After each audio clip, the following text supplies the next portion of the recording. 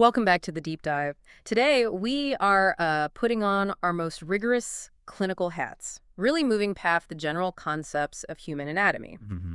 We're focusing on a topic that is absolutely foundational and, frankly, often high stakes in professional obstetric practice. Yeah, definitely. That's the precise anatomical constraints of the female pelvis and, well, the consequences when those constraints clash with the fetal head. Our goal today isn't just familiarity, it's aiming for total mastery of this material. That's exactly right.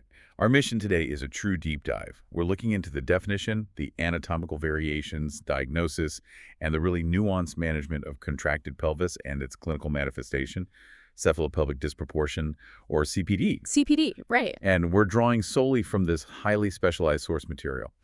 The goal is to ensure we capture that specific clinical language and the complex, detailed measurements that really define expert practice in this, high-risk area. Okay, let's unpack this right from the start then, because the term contracted pelvis itself can be a bit deceptive, can't it? It can, yeah. We have two key definitions, and understanding the distinction is absolutely crucial for clinical application. So anatomically, the definition is quantitative, and it sounds, well, almost deceptively simple. It's a pelvis where the essential diameters in one or more planes are shortened by just half a centimeter, 0.5 centimeters. But, and this is the key thing, that numerical shortening doesn't automatically dictate how you manage things. Right. The clinical, or perhaps better put, the obstetric definition, is what truly governs practice. It requires an alteration in the size or the shape of the pelvis of a sufficient degree that it actually alters the normal mechanism of labor in an average-sized baby. So the key is the consequence, not just the tape measure, essentially.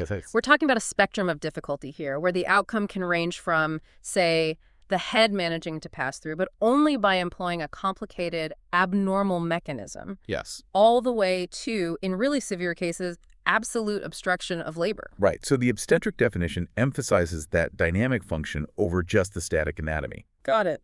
So to really master contraction, we first have to master normalcy. And this is where we hit what our source calls the paradox of normalcy. Okay. Paradox of normalcy. Yeah, it's inherently difficult to define what a standard or normal pelvis looks like. Why? Because the size and shape of the female pelvis just vary so incredibly widely. Right.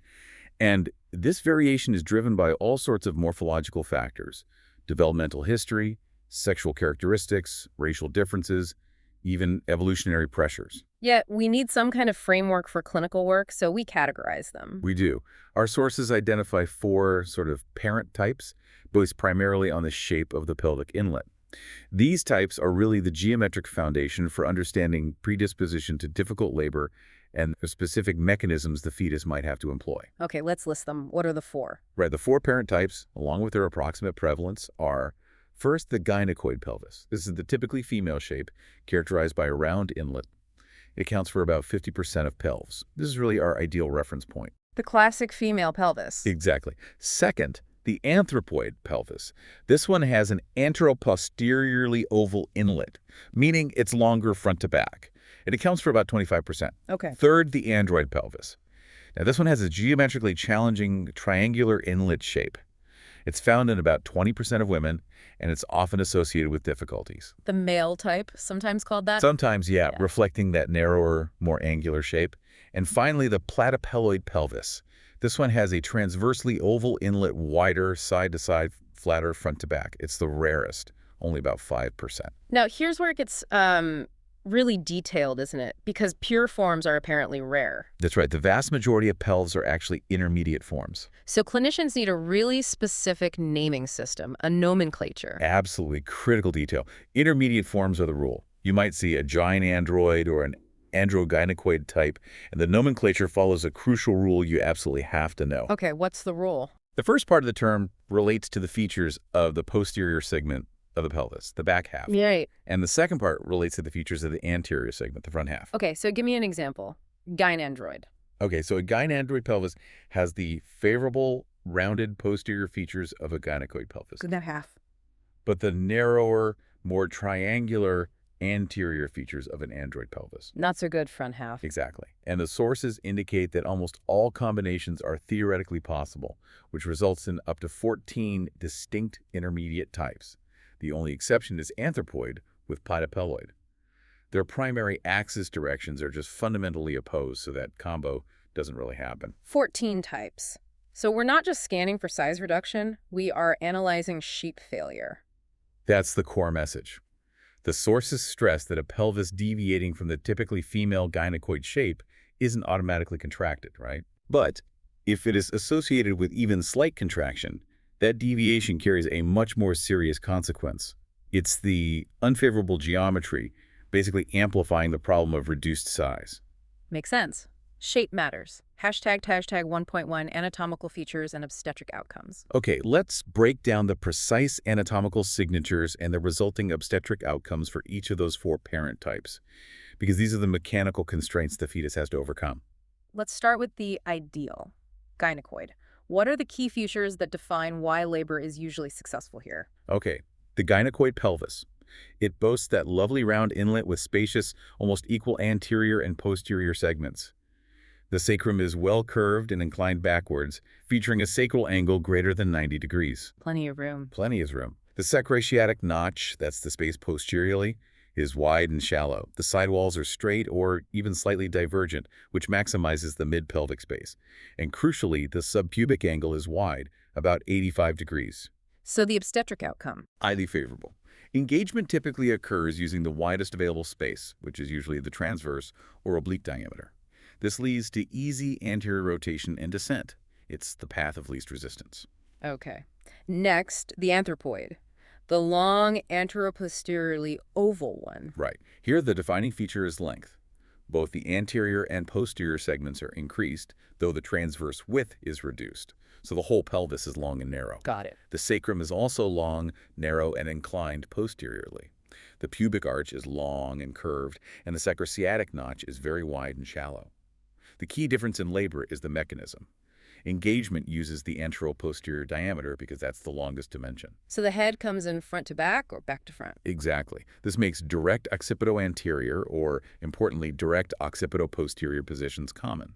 If the head engages directly posterior, non-rotation is frequent in the cavity, which means delivery can be challenging if that rotation fails to happen lower down. Okay, makes sense. Now, let's turn to the most challenging shape, the one most associated with dystocia, even without extreme contraction, the android pelvis. Ah, the android. The inlet is triangular, which instantly causes mechanical problems. The posterior segment is short, and the anterior segment is narrow. The sacrum is inclined forwards and is notably straight, with the sacral angle less than 90 degrees. So less curve pushes forward. Right. But the most troublesome features are really in the mid-pelvis and outlet. The side walls are convergent. They slope inward like a funnel. Oh, okay, I see. That diminishes mid-pelvic capacity significantly. The ischial spines are prominent, often acting like bony obstacles. And the subpubic angle is narrow. Okay, if the side walls converge and the spines are prominent, what actually happens during labor? How does that affect things? It creates a high-friction, high-resistance path. Obstetrically, it favors occipitolateral or oblique occipito-posterior positions. There's immense difficulty achieving anterior rotation because that funneling restricts the necessary space for the head to turn. So it gets stuck sideways. It often leads to an increased chance of arrest of the fetal head above the ischial spines. That's the classic deep transverse arrest. Delivery is difficult, and that narrow pubic arch increases the chance of severe perineal injuries. If you encounter an android pelvis on exam, you are already anticipating potential trouble. Great. Alarm bells should be ringing. Finally, the platypelloid pelvis, the flat type. Okay, this one is defined by a transversely oval inlet, so it looks like it's been crushed from front to back. Both the anterior and posterior segments are reduced in that dimension. The sacrum is short and straight. Right. Interestingly, the outlet often has a very wide subpubic angle, maybe exceeding 90 degrees. But despite that... Wait, that sounds counterintuitive. Why doesn't the wide subpubic angle help the baby out? Because that width is kind of superficial. The primary mechanical constraint is still the shortened anteroposterior diameter throughout, and also a reduced transverse diameter of the outlet itself, despite the wide angle of the arch above it. Oh, okay, so the internal dimensions are still tight. Exactly. The obstetric outcome is defined by delayed and difficult engagement. The head has to negotiate the brim by tilting severely sideways, what we call an exaggerated parietal presentation. Like trying to get a wide object through a narrow slot by turning it. Precisely. It has to present the narrowest part of the head, the suprasubparietal diameter, through that flattened inlet. Anterior rotation is typically delayed until the very end, often occurring only right down on the perineum. Wow, okay. So each shape presents unique mechanical challenges. Having established the sort of natural geometry and its variations, let's look at what happens when disease or injury fundamentally warps that architecture. The good news, our sources say, is that the incidence of gross, pathologically contracted pelvis has declined significantly in developed nations. Yes, primarily due to improved standards of living and nutrition. So better food, less disease. That's a crucial modern context, yeah. Severe causes like rickets, osteomalacia, and bone tuberculosis, which cause really fundamental and extreme architectural changes, are now rare in many parts of the world. Good news. Definitely. However, understanding these classic severe deformities is still vital, because they represent the extreme manifestations of mechanical failure, and that informs our understanding of the more common minor variations we see today. Okay. Our sources categorize the etiology, the causes, into three main groups that practitioners need to consider when taking a patient history. Right. Group 1 is nutritional and environmental defects. This is where minor variations are common, but those major cases like rachitic and osteomalacic deformities are now rare. Okay. Group 2 is diseases or injuries. This includes acquired issues like fractures, tumors, or tubercular arthritis affecting the pelvis itself, but also issues with the spine-like kyphosis, scoliosis, spondylolisthesis, or even just a coccygeal deformity. And lower limb issues like poliomyelitis or hip joint disease can also impact pelvic shape indirectly. Right. Anything affecting the structure or how weight is borne? Exactly. And Group 3 is development defects. These are the rarer, severe congenital anomalies, things like Naegele's pelvis, Robert's pelvis, and high or low assimilation pelvis. Okay, congenital issues. Hashtag TACTAC 2.1 deep dive into specific deformities. Let's delve into 4 of the most distinct pathological deformities, starting with the rachitic flat pelvis. This is caused by rickets, a disease of early childhood, characterized by soft, unossified bones. Right, so since the child is still developing and starting to bear weight, the deformity gets specifically shaped by the downward forces of the body, doesn't it? Precisely. Those weight-bearing forces cause specific changes. At the inlet, the soft sacral promontory gets pushed downwards and forwards by the spine. This creates a characteristic reniform shaped like a kidney bean in the inlet. Kidney-shaped inlet. Yeah.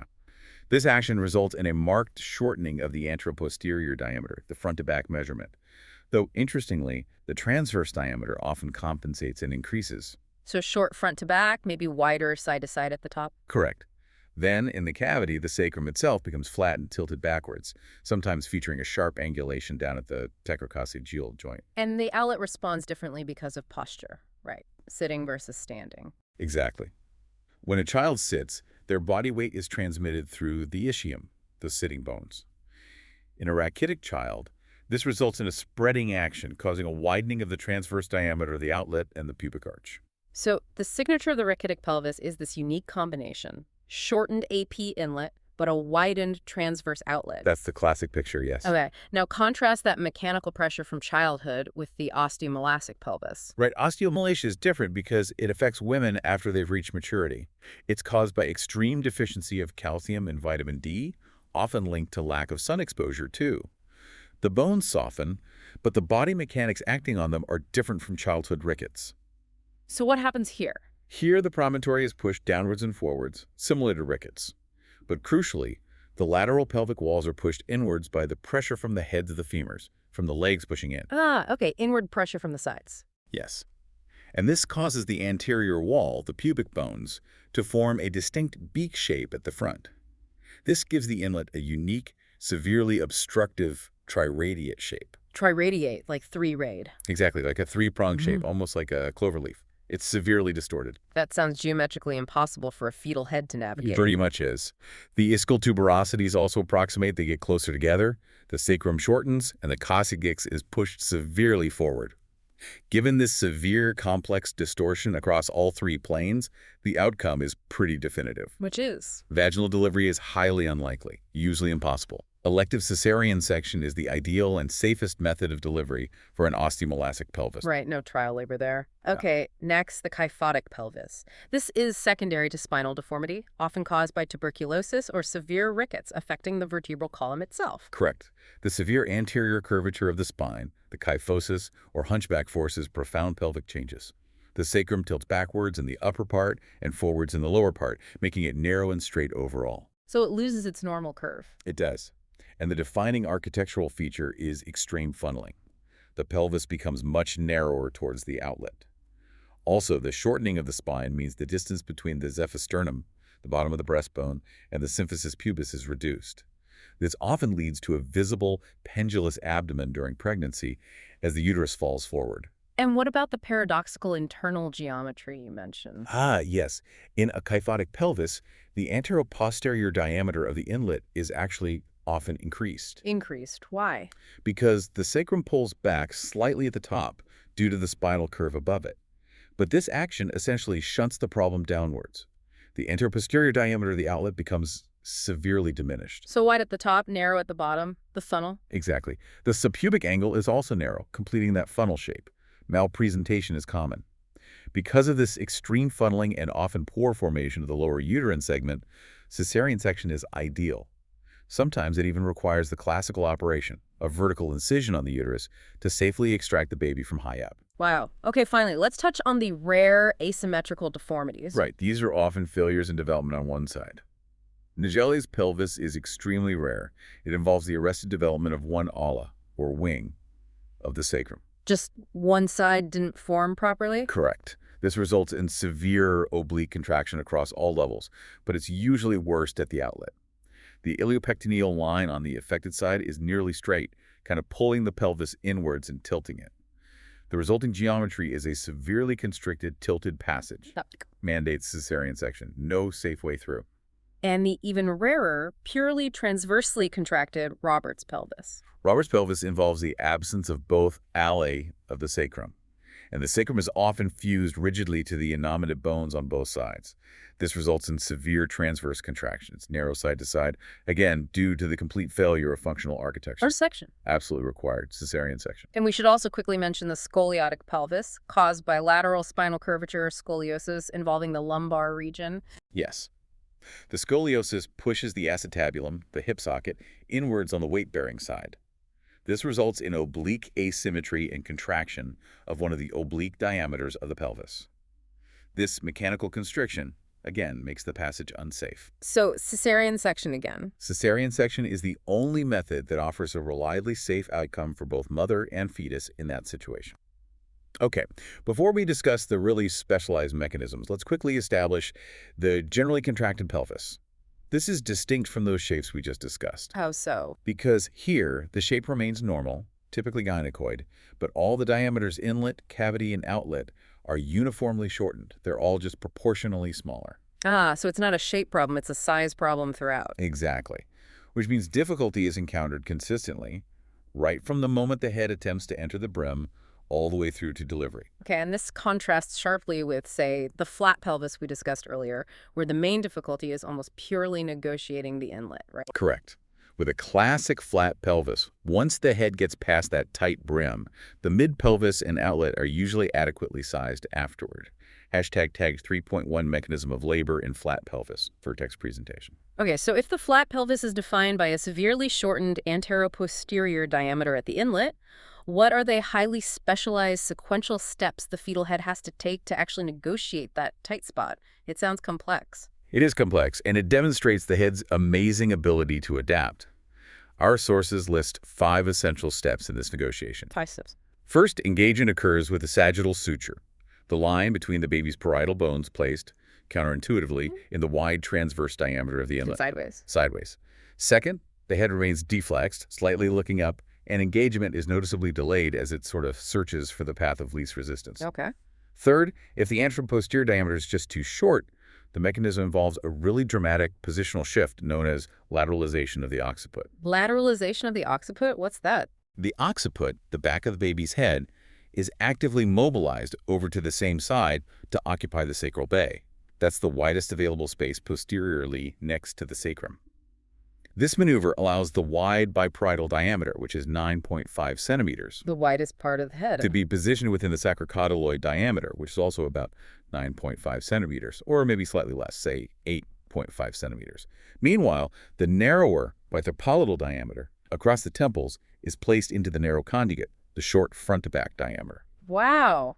That sounds like threading a needle a millimeter by millimeter shift that must require perfect uterine force and fetal presentation. It absolutely does. And if this lateral mobilization fails, maybe due to rigidity or just inadequate contractions, the head might extend further, leading to potentially catastrophic outcomes like brow or face presentation. Okay, so that's step 3. What's 4? Fourth, we often see exaggerated parietal presentation. This is where the head tilts significantly laterally, sort of ear first. This allows engagement to occur using the smaller suprasubparietal diameter, which is only 8.5 centimeters, rather than trying to fit the standard biparietal diameter of 9.5 centimeters through. The head is essentially trying to pass its narrowest profile through that flattened inlet. Like turning a key in a lock. Kind of, yeah. Yeah. And fifth, successful passage relies heavily on molding. The fetal skull bones overlap to reduce the head's diameter. Right. Molding can be extreme in these cases, potentially even causing an indentation or rarely a fracture of one parietal bone. Right. Although the sources note that caput formation, the scalp swelling itself, is usually not large because the head is being compressed rather than just getting stuck and swelling. Interesting. And once the head is past the brim? The rest of the mechanism usually proceeds normally because the mid-pelvis and outlet in a typical flat pelvis are okay. Hashtag tag 3.2 defining cephalopelvic disproportion, CPD. Okay, now we move from the anatomy of the pelvis itself to the clinical reality of disproportion.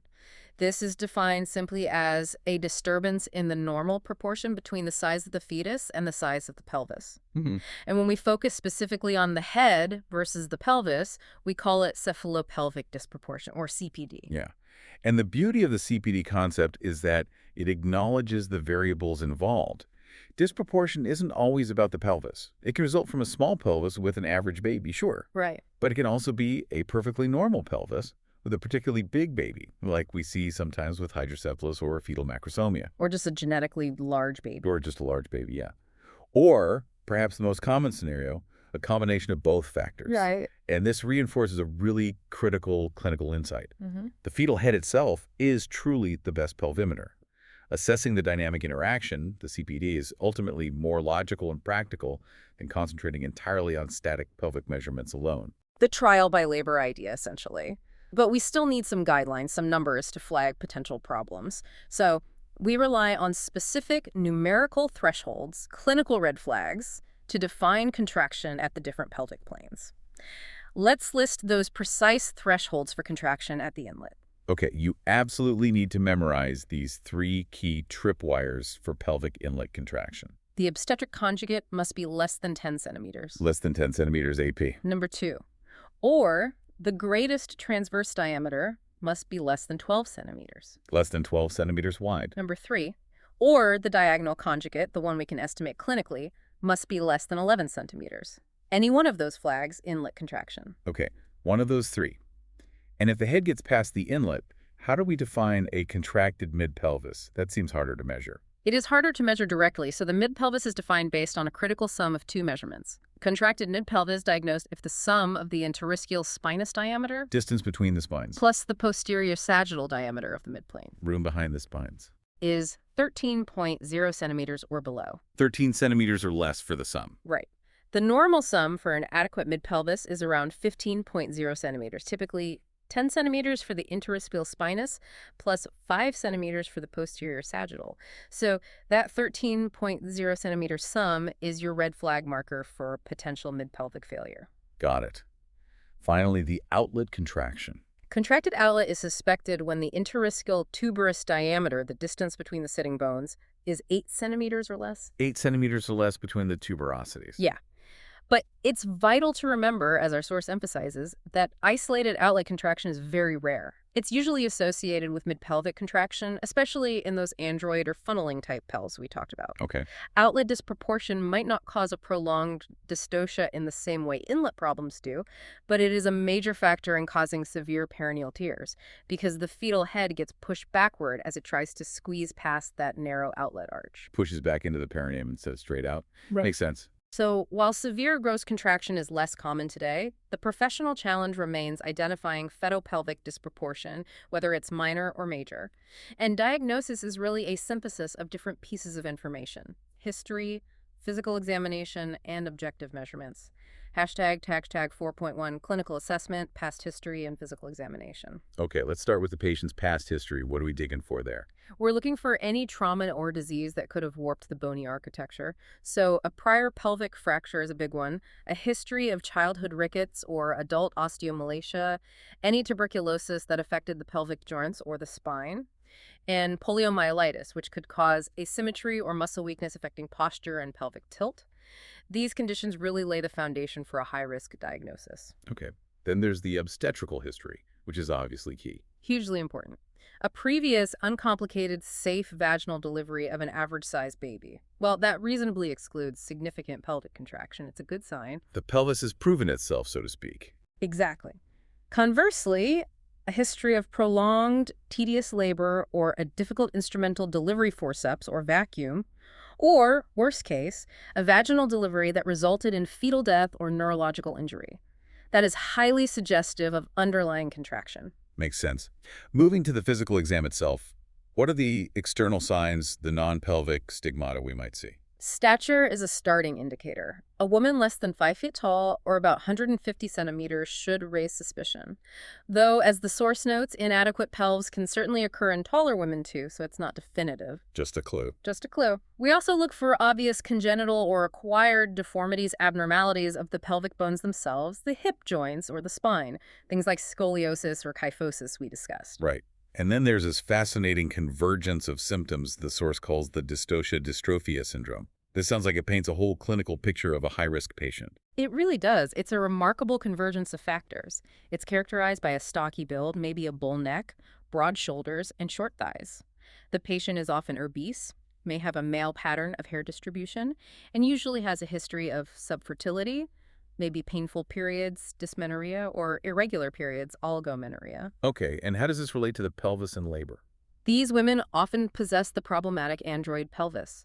They frequently present with the baby in an occipito-posterior position.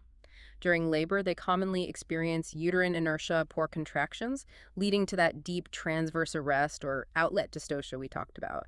This entire syndrome just increases the likelihood of difficult instrumental delivery, cesarean section, and it's even associated with other complications like preeclampsia and lactation failure after birth. Wow, a whole cluster of risks. What about just looking at the pregnant abdomen? On abdominal inspection, we look for key signs, especially the pendulous abdomen, particularly in a prima gravida, a first-time mother. That's highly suspicious of inlet contraction because the head can't engage properly in the pelvis and instead falls forward, making the belly hang low. Okay. We also note non-engagement of the head at term or any malpresentation like breech or transverse lie, especially in a first-time mother. That instantly raises suspicion of some kind of pelvic constraint preventing the head from settling normally. Okay. Despite imaging advances, clinical pelvimetry, the hands-on assessment, remains the common standard in many places. It provides a dynamic, tactile assessment of the pelvis. When's the best time to do it? It's ideally done at the very beginning of labor or perhaps any time beyond 37 weeks. Why? Because the hormonal changes leading up to labor cause some softening of the pelvic soft tissues and ligaments, which allows for a more effective assessment of mobility and the true available space. Makes sense. The procedure itself needs to be methodical, right? Yeah. Performed in the dorsal position after the bladder is empty. And the source says we should be noting other things simultaneously. Yes, Okay. absolutely. While doing the internal assessment, you're simultaneously noting the state of the cervix. Is it dilated, effaced, soft? You're checking the station of the presenting part relative to the ischial spines. How high or low is the head? You're assessing the resilience of the perineal muscles. And importantly, if the head is not engaged, you're mentally preparing to test for Cephalopelvic Disproportion, CPD, right after the pelvimetry. Okay, so the internal examination itself involves 11 crucial steps according to our source. It needs to be gentle, thorough, and methodical. Let's walk through them slowly, as these really define the clinician's tactile understanding of the pelvic architecture. Okay, 11 steps. Here we go. The sacrum. You're feeling its inner surface, assessing its smoothness, its length, and critically its curve.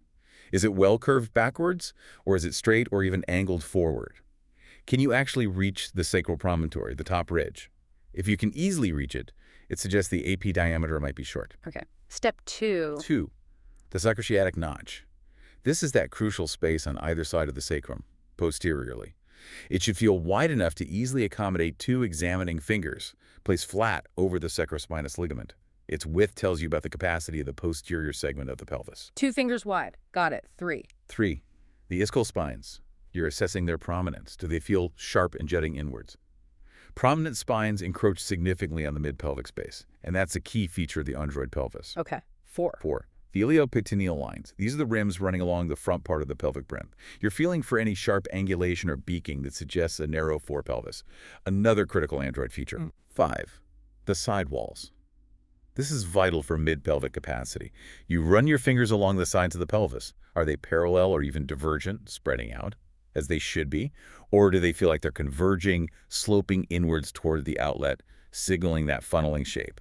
Okay, checking for funneling. 6. 6. The posterior surface of the symphysis pubis. Feel behind the pubic bone? It should form a smooth, rounded curve. Any sharp angulation or beaking here suggests architectural stress or an abnormal shape. 7. 7. The sacrococcygeal joint. You try to gently move the coccygeus, the tailbone. Note its mobility, can it move backwards? And check specifically for a hooked coccygeus, one that angles sharply forward. That can dramatically reduce the anteroposterior diameter of the outlet during crowning. An internal tailbone hook. Okay. 8. 8. The pubic arch. The overall shape is key. It must feel rounded and spacious enough to accommodate the palmar aspect, the fleshy part, of 2 fingers side by side easily. The source notes the overall configuration is actually more important than trying to get an exact angle measurement clinically. Room for 2 fingers. 9. 9. The subpubic angle itself, defined by the inferior pubic rami, the bones forming the arch. A normal female angle roughly corresponds to the angle between your fully abducted thumb and index finger. A narrow angle, often seen in the android type, corresponds more to the angle between your fully abducted middle and index fingers. It feels sharper. Okay, using your own hand as a guide. 10. 10. The transverse diameter of the outlet, TDO, or the intertuberous diameter. This is measured externally, or estimated internally, by placing the knuckles of your first interphalangeal joints, or even the knuckles of your clenched fist, between the 2 ischial tuberosities, the sitting bones. A normal pelvis should accommodate 4 knuckles. 4 knuckles wide. And finally, 11. 11. The anteroposterior diameter of the outlet. This is usually measured indirectly using the diagonal conjugate method you used at the inlet, or sometimes externally using calipers to measure the distance between the inferior margin of the symphysis pubis and the skin over the sacrococcygeal joint. ## 4.3. Testing for cephalopelvic disproportion, CPD, at the brim. Okay, so once the static pelvic measurements are assessed clinically, we then perform the dynamic test using the fetal head itself as the pelvimeter. First, there's the abdominal method, which is primarily used for initial screening, right? That's right. In this test, the clinician stands beside the patient and uses their hands on the abdomen to try and push the fetal head downwards and backwards into the pelvic brim. You're observing the degree of overlapping of the baby's parietal bone over the mother's symphysis pubis. Okay, and the interpretation of that overlap is key. What does it tell us? If there's no overlapping felt, that suggests no disproportion at the brim. Good sign. If the head can be pushed down a little way, but there is slight overlapping, about ½ centimeter or maybe ¼ inch, which is roughly the thickness of the symphysis pubis itself, this suggests moderate disproportion. Okay. If the head cannot be pushed down at all, and the parietal bone significantly overhangs the symphysis pubis, actually displacing your fingers upwards, that is indicative of severe disproportion. Right. However, the abdominal method has known limitations, doesn't it? It can be difficult if the head is deflexed, or the abdominal wall is thick, or the uterus is irritable and contracting. Absolutely, it's a screening test. Which brings us to the superior bimanual method. The Abdominovaginal method, also known as the Muller-Monroe-Kerr method. Muller-Monroe-Kerr. Why is this one considered superior? It's superior because it assesses the fetus-to-pelvis relationship simultaneously with the internal pelvic architecture. You've got information from both inside and outside at the same time. How's it done? The procedure involves placing 2 vaginal fingertips internally, right up at the level of the ischial spines. Meanwhile, your other hand's thumb is placed externally over the symphysis pubis. Then an assistant, or sometimes the clinician uses their external hand, pushes the fetal head downward and backward into the pelvis. Okay, so you're feeling from below and above simultaneously. The inferences here should provide a higher degree of certainty regarding brim disproportion then. They should, yes. If the head successfully reaches or passes the level of the ischial spines internally, with no overlapping felt by the external thumb, there is no disproportion. Good to go. Okay. If the head is pushed down a little way but doesn't quite reach the spines, and there is slight overlapping felt by the thumb, that suggests slight or moderate disproportion, borderline case. Right. If the head cannot be pushed down significantly, and the parietal bone severely overhangs the symphysis pubis, clearly displacing the external thumb upwards, that signifies severe disproportion at the brim. That sounds pretty definitive. Are there limitations here too? Yes, we must note, though, that this method is primarily applicable for assessing disproportion at the brim and is best suited for detecting contraction in the anteroposterior plane. It's less effective for assessing problems caused mainly by a narrow transverse diameter. Yeah. #tag 4.4 imaging pelvimetry. Okay, despite the detail of clinical pelvimetry, the question of modern imaging always comes up. Yet, our sources seem to indicate that traditional X-ray pelvimetry is actually of limited value in the clinical management of labor today. Why is that? Why do we still rely more on dynamic clinical observation? It's limited because it provides only static data, just the size and shape of the bony pelvis. It completely ignores all the crucial dynamic factors that determine labor outcome. Like what? Like the actual size of this specific fetus, the head's position, and critically, its ability to mold. It doesn't account for the pelvic soft tissue's ability to stretch and give way, and it tells you nothing about the crucial force and effectiveness of the uterine contractions, which is a huge factor. And there's the radiation issue. Yes, there's the inherent hazard of radiation exposure to the fetus, approximately 0.1 to 0.3 centigrade, CDI, which means its use is or should be restricted to highly selected cases, such as maybe evaluating a woman with previous significant pelvic trauma, where the shape is truly unknown or severely distorted, or perhaps in planning a vaginal breech delivery, although even that's controversial now. Okay. When X-ray is deemed necessary, what views are typically used? Traditionally, 3 views were used: an anteroposterior AP view, a lateral view, and an outlet view. But clinicians often restrict it now, maybe just to the erect lateral view, as that provides some of the most useful measurements like the obstetric conjugate. The AP view is most accurate for measuring the transverse diameter of the inlet and the bispinous diameter. Okay. Looking at newer technology, computed tomography, CT, apparently offers greater accuracy with lower radiation exposure compared to X-ray. Correct. CT involves significantly less radiation exposure. The source quotes a range of 44 to 425 millirad, which is generally lower than a full X-ray series, and it's often easier and quicker to perform. It usually captures 3 precise images: a lateral view, an anteroposterior view, and an axial slice right through the mid-pelvis for fine measurement. Better, but still radiation. Now, the gold standard for accuracy carrying 0 radiation risk. That would be magnetic resonance imaging, or MRI. It is the most accurate method for assessing the bony pelvis. And critically, because it's biologically safe, no ionizing radiation, it can also potentially assess fetal size, estimate fetal head volume, and even visualize the maternal soft tissues that might contribute to dystocia. So why isn't everyone getting an MRI pelvimetry? Well, the major limitations are its high cost, the fact that it's quite time-consuming, and its limited availability in many settings, especially for obstetric indications. So it's typically reserved for the most complex cases or research purposes. And we should briefly mention ultrasonography. How does that fit in? Ultrasound is very useful, but mainly for measuring the fetal dimensions, particularly the fetal head dimensions like the biparietal diameter, BPD, which is normally around 9.4 to 9.8 centimeters at term. This can be done easily during the intrapartum phase to assess the passenger part of the equation. It doesn't image the bony pelvis well. Got it.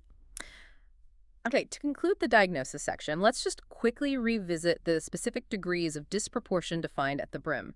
Right. Severe disproportion is clinically characterized by an obstetric conjugate estimated or measured at less than 7.5 centimeters, or about 3 inches. This is exceedingly rare today in developed countries. Okay. The most common challenge, clinically, lies in borderline disproportion. This is typically defined where the obstetric conjugate is somewhere between 9.5 centimeters and 10 centimeters. That borderline zone. Exactly. And clinically, you must note, this is important, the risk of dystocia is dramatically higher when both the anteroposterior diameter, less than 10 centimeters, and the transverse diameter, less than 12 centimeters, are reduced, compared to a situation where only one of those diameters is slightly reduced.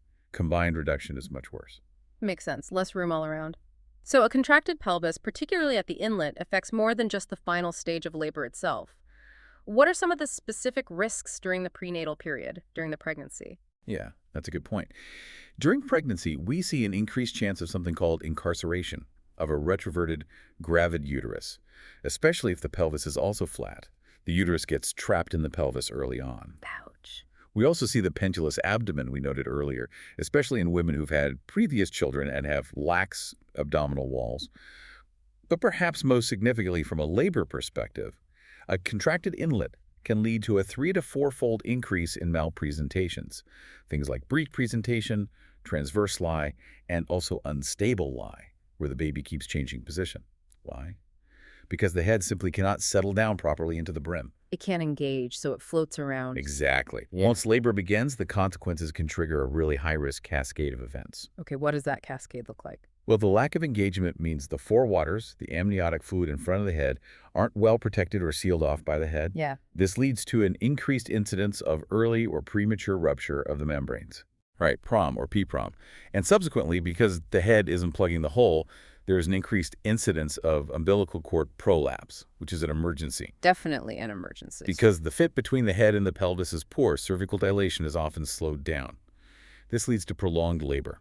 And prolonged labor, if neglected or not managed properly, can spiral into obstructed labor. Obstructed labor sounds bad. It is. It's characterized by maternal exhaustion, dehydration, ketoacidosis from muscle breakdown, and potentially sepsis from infection. All these complications massively increase the need for operative interference forceps, vacuum, C-section, which in turn raises the risks of maternal shock, postpartum hemorrhage, and infection. So the increased morbidity and mortality, the risks, apply equally to both the mother and the baby in this scenario. Precisely. Maternal morbidity and mortality increase significantly with obstructed labor. But the fetal hazards are acute and severe things, like trauma from difficult delivery attempts and asphyxia due to prolonged pressure on the head and cord, or placental insufficiency from the prolonged stress. All this leads to increased perinatal morbidity, long-term problems, and mortality, death. It's a dangerous situation. Hashtag 5.2 management strategies for inlet contraction. So management is entirely contingent on accurately ascertaining the degree of disproportion first. Right. Minor contraction cases, where maybe the head is just slightly overlapping the brim but seems like it could make it, are usually left for a trial of spontaneous vaginal delivery, but with very close observation. Okay. But for moderate and severe cases, there are basically 3 primary strategies outlined. That's right. The 3 options are, number 1, induction of labor prior to the estimated date of confinement, EDC. Number 2, elective cesarean section at term. And number 3, the critical pathway of trial labor. Let's look at option 1, induction of labor prior to EDC. Is that common? Not generally favored in modern practice, according to our source. It might be considered very selectively, perhaps in a multigravida, someone who's had babies before, with a documented history of a previous difficult delivery due to size. And only if the fetal gestational age is absolutely confirmed, maybe inducing 2 to 3 weeks early. Why isn't it favored? Because the hazards of iatrogenic prematurity inducing a baby too early usually outweigh the potential benefits of having a slightly smaller baby. Yeah. It's tricky balance. Okay, so early induction is rare. Therefore, elective cesarean section at term becomes a much more common definitive choice for significant disproportion. Yes. Elective C-section is clearly indicated for major degrees of inlet contraction, for instance, where the obstetric conjugate is severely short, like less than 8.5 or 9 centimeters, or where CPD is judged to be severe based on that Muller-Monroe-Kerr test. Okay. It's also the preferred option for moderate degrees of contraction when they are associated with other complicating factors, such as associated mid-pelvic or outlet contraction, making the whole passage tight, or factors related to the mother, like being an elderly prima gravida, having a significant medical condition, or factors related to the baby, like a malpresentation, breech, transverse, or very commonly, if the woman has had a previous cesarean section, a VBAC attempt might be deemed too risky with borderline CPD. Hashtag 5.3 trial labor, the critical management pathway. Okay, this brings us to the third pathway, often considered the ultimate test, the trial labor. This is the sophisticated approach reserved for those cases of minor to moderate cephalopelvic disproportion. How is it defined? A trial labor is defined as the conduction of spontaneous labor, ideally, in a woman with suspected minor to moderate CPD. It takes place in an institution under maximum supervision with what's called watchful expectancy. Watchful expectancy. Yes. And the critical infrastructure requirement is that every arrangement must be immediately available for operative delivery, either abdominal cesarean section or vaginal forceps vacuum. should the need arise at any point. Constant readiness. What are the aims? The aims are clear and twofold. First, to avoid an unnecessary elective cesarean section if vaginal delivery is possible. And second, and most importantly, to ensure the delivery of a healthy baby. Okay. But it's not for everyone. What are the absolute rules, the contraindications that would disqualify a patient from even attempting a trial labor? Right, you absolutely cannot offer a trial labor if there is known significant associated mid-pelvic or outlet contraction. The problem can't be just at the inlet. Makes sense. Also, if there are significant complicating maternal factors like severe medical disorders, unstable heart disease, severe preeclampsia, poorly controlled diabetes, or fetal factors like known macrosomia or a presentation that's not vertex. And crucially, you cannot conduct a trial labor if continuous 247 cesarean section facilities are not immediately available in the institution. The environment must be optimized for rapid intervention and safety. Okay. The conduction guidelines themselves demand extreme, really minute-by-minute vigilance, it sounds like. They do. Labor should ideally be spontaneous, although induction is considered permissible if the patient is significantly post-dates. Oral feeding is usually suspended or limited to clear fluids, and hydration must be maintained via an intravenous drip. Adequate analgesia, preferably an epidural, should be administered early. Why early analgesia? To prevent maternal distress and exhaustion, which could complicate the assessment of progress and the mother's ability to cope. Monitoring is absolutely non-negotiable. Using a partograph to meticulously map the progressive descent of the head and the progressive dilation of the cervix against time is mandatory. Graphing the labor progress. Exactly. Along with continuous or frequent maternal vital signs and fetal heart rate monitoring, EFM, electronic fetal monitoring. Okay. And what about the use of augmentation like breaking the waters, amniotomy, plus adding oxytocin infusion? That seems like it would be tightly controlled in a trial labor. Extremely tightly controlled. Augmentation should only be considered if the failure to progress is clearly judged to be due to inadequate uterine contractions, not due to mechanical obstruction. And the source states a strict rule. On no account should amniotomy and oxytocin be employed before the cervix is at least 3 centimeters or maybe 2 fingers dilated. You need to be in the active phase. Why that rule? Because intervening too early, before labor is established, can increase risks like infection or cord prolapse without clear benefit and might commit the patient to a pathway that could have resolved spontaneously. Also, after the membranes rupture, spontaneously or artificially, an immediate pelvic examination is essential. To check what? To exclude cord prolapse first and foremost. Also to note the color of the amniotic fluid, meconium staining. To reassess the pelvic capacity now the head might be lower, and to recheck the cervical dilation and station. Okay. Success of a trial labor hinges on a combination of optimal physiological factors and mechanics then. Absolutely. Crucial factors include only a minor degree of contraction to begin with, a favorable pelvic shape. A flat pelvis generally offers a better chance than an android or a generally contracted one. A favorable vertex presentation, especially an anterior parietal presentation, which utilizes the optimal diameter for that shape. And ideally, intact membranes until late in the first stage or full dilation. And the labor itself. Effective, strong uterine contractions are essential. And often overlooked, but vital, is excellent emotional support and encouragement for the mother throughout the process. Right. Now, what are the definitive warning signs, the unfavorable features, that signal that the trial has failed and must be terminated? Okay, termination signals include abnormal uterine contraction patterns, like hyperstimulation or poor coordination. A protracted active phase, classically defined by cervical dilation progressing at less than 1 centimeter per hour, or fetal head descent of less than 1 centimeter per hour in the active phase. Or, most definitively, the complete arrest of dilation or descent despite adequate oxytocin therapy. So labor just stops progressing. Exactly. Other clear signals are signs of fetal distress on the monitor. Concerning signs on vaginal exam like excessive molding of the head or a large caput formation, which suggests the head is being compressed too much. An early membrane rupture can sometimes be an unfavorable sign if progress doesn't follow. The source says there's no arbitrary time limit for a trial, but there is a clear threshold for termination based on that failure to progress. That's right. Progress must be satisfactory according to the partograph curve.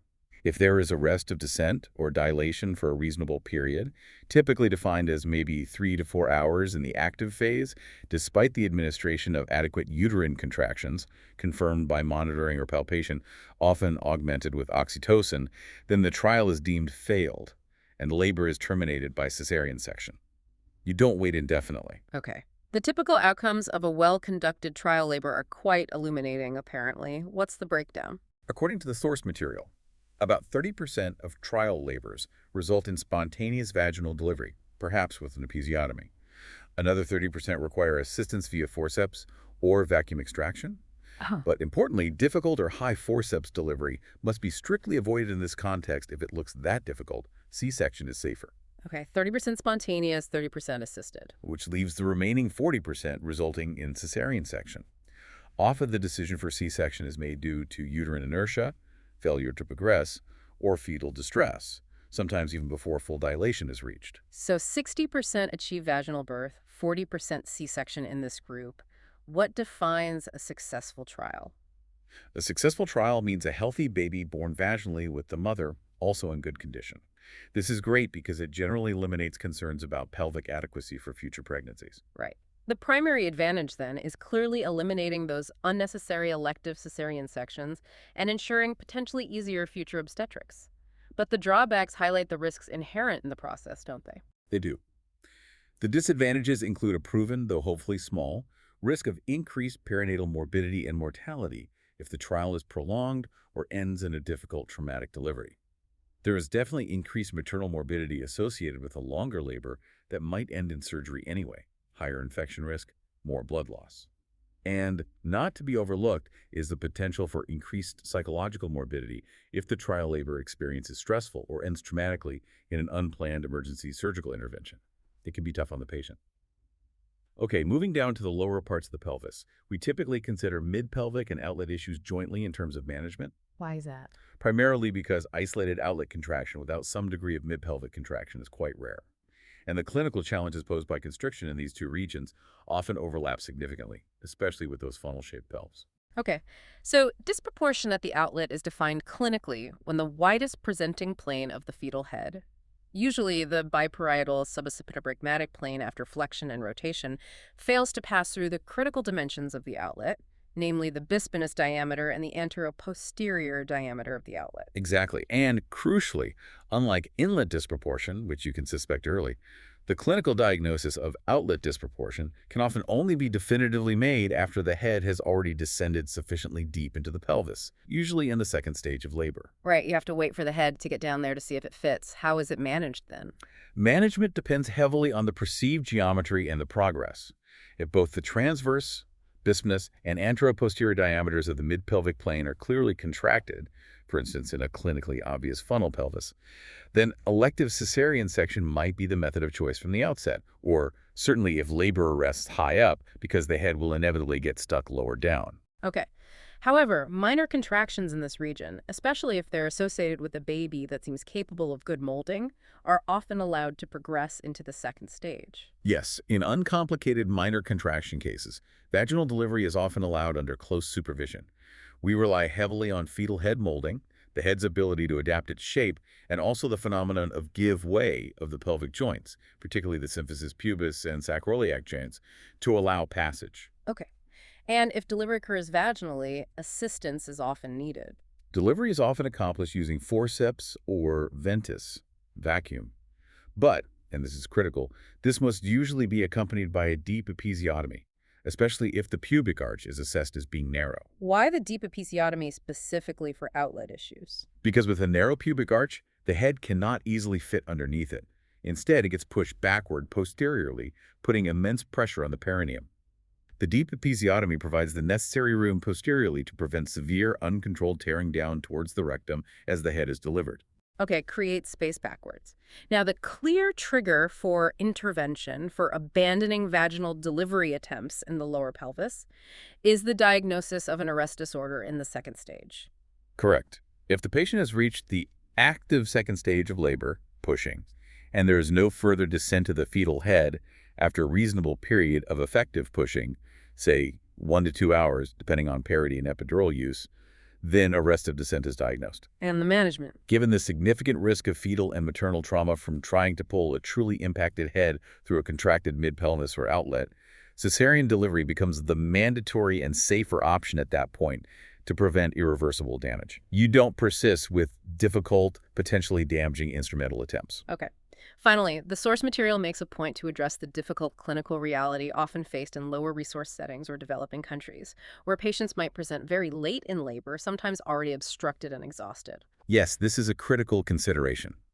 In these late-stage, high-stakes scenarios, the management principles necessarily shift towards maximizing safety under duress, often with limited options. Cesarean section is still often necessary, if available, specifically to avoid the severe trauma associated with attempting a difficult forceps delivery on an impacted head. What if C-section isn't readily available or safe?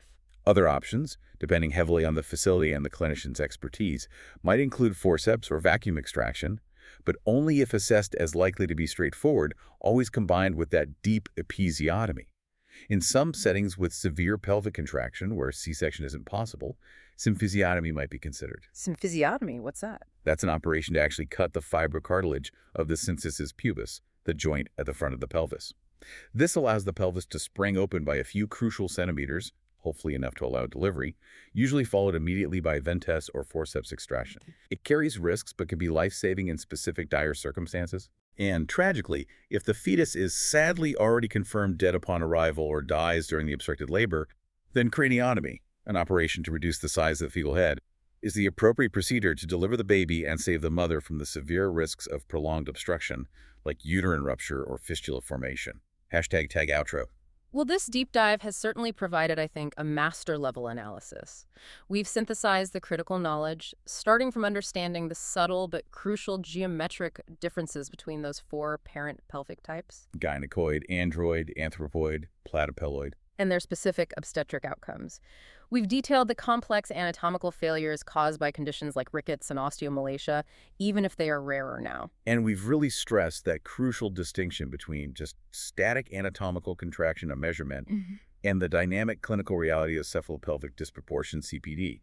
We looked at how to assess that using meticulous clinical pelvimetry, Like the 11-step internal exam and that Muller-Monroe Kerr method. while also recognizing the appropriate but often limited utility of advanced imaging like CT and MRI in actual labor management. Yeah, the complexity of management, particularly that pathway of the trial labor, really highlights the delicate balance required of the expert clinician, doesn't it? It's this need for constant watchful expectancy alongside the capability for immediate operative intervention. It's a highly specialized, dynamic process governed by specific, non-negotiable clinical signals. It really is.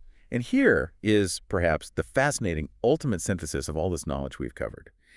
Even with the incredible anatomical accuracy provided by technologies like magnetic resonance imaging and computed tomography, the source material ultimately anchors us back to one core clinical truth, which is satisfactory progress of labor remains the ultimate best indicator of pelvic adequacy in most cases. The complex dynamic interaction between the fetal head, which we call the definitive living pelvimeter, and the maternal pelvis means that successful management still relies fundamentally on expert supervision during that carefully controlled trial of labor. Trusting in the process of adaptation, molding, and progress over any single static measurement. That dynamic observation, that clinical judgment in action, is what truly defines mastery in this field.